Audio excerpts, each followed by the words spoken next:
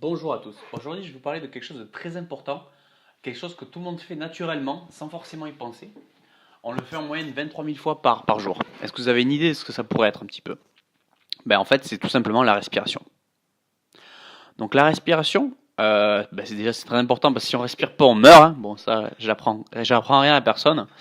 Et la respiration, c'est quelque chose qu'on rencontre dans plein de domaines. En tout cas, moi, je l'ai rencontré dans plein de domaines de ma vie. Par exemple, à l'école, quand on faisait du chant, déjà, on nous parlait souvent de respiration. Moi, ça, quand aussi j'ai essayé de me mettre à la méditation, l'une des premières méditations les plus connues, c'est se concentrer sur sa respiration. Il y a beaucoup de sports, notamment le yoga ou le stretching, on va notamment souvent vous parler de respiration. Mais ce qu'on ne sait pas, c'est que la plupart des gens respirent mal. Si vous prenez un bébé par exemple, notamment quand il dort, vous allez voir, il a une respiration ventrale.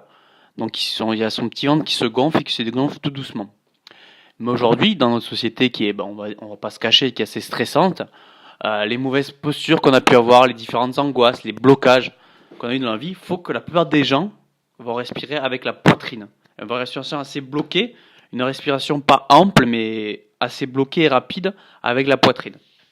Le problème dans cette respiration, c'est une respiration que les Anglais appellent fight or flight response. Donc qu'est-ce que ça veut dire? C'est au lieu de prendre des grandes respirations ventrales, on va avoir une petite respiration avec le buste et notre corps va penser qu'on est en une situation de stress.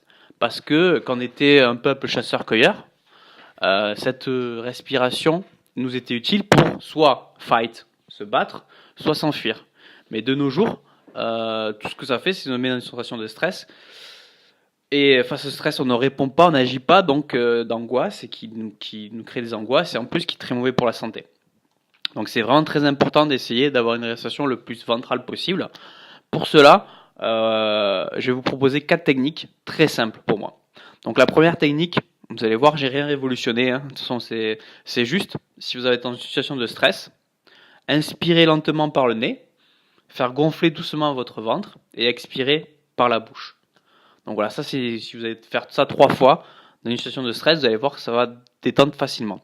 Sinon, il y a une technique assez connue, hein, qui est notamment connue pour l'endormissement, c'est d'inspirer 6 secondes par le nez, bloquer 4 secondes, donc le ventre plein d'air, bloquer 4 secondes, et expirer 8 à 10 secondes par la bouche. Ensuite, moi, je vais vous rajouter 2 petites techniques que j'apprécie particulièrement.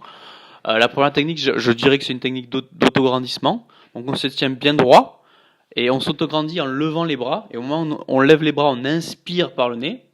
Quand on a les bras tendus tout en haut, on bloque quelques secondes. Et ensuite, on expire en faisant baisser les bras. Sinon, une technique que j'aime bien, c'est la technique de la tête en bas. Donc on se met la tête en bas, donc tout simplement on se baisse. Hein. On se baisse, on se met la tête au niveau des genoux, entre les genoux. Et là, on expire et on expire. Et vous allez voir, c'est une technique qui permet de relâcher très facilement et de se détendre. Donc moi en tout cas, j'espère que vous avez bien compris ces petites techniques, mais en tout cas moi ce que je vous conseillerais c'est vraiment essayer de vous concentrer sur la respiration, parce que c'est quelque chose de très important et qui malheureusement nous crée beaucoup de stress avec ces mauvaises respirations. Pour aller plus loin, si ça vous intéresse, il y a beaucoup de techniques de respiration dans le yoga. Il y a une technique par exemple où il se bouche le nez, où il se bouche une seule narine pour respirer. Il y a Wim Hof, hein. N'hésitez pas à regarder Wim Hof, le Iceman. Il a des techniques de respiration assez intéressantes. Il y a les respirations diaphragmatiques, d'accord. C'est un peu la technique 6-4-8 dont je vais parler. Christophe Cario en parle très bien. Voilà, donc n'hésitez pas. Il y a beaucoup d'informations sur la respiration. Moi, le seul message que j'ai à vous passer, c'est voilà, essayez de passer tous les jours 2-3 minutes à essayer de respirer calmement. C'est quelque chose qu'on m'a souvent évoqué, que je viens de me mettre très récemment parce que ça m'angoissait, je vais être honnête avec vous, ça m'angoissait tout simplement de respirer. Mais je pense que c'est quelque chose de très bien et qu'on devrait tous faire. Voilà. J'espère que vous allez tous essayer ça et je vous souhaite une excellente journée en tout cas. Au revoir.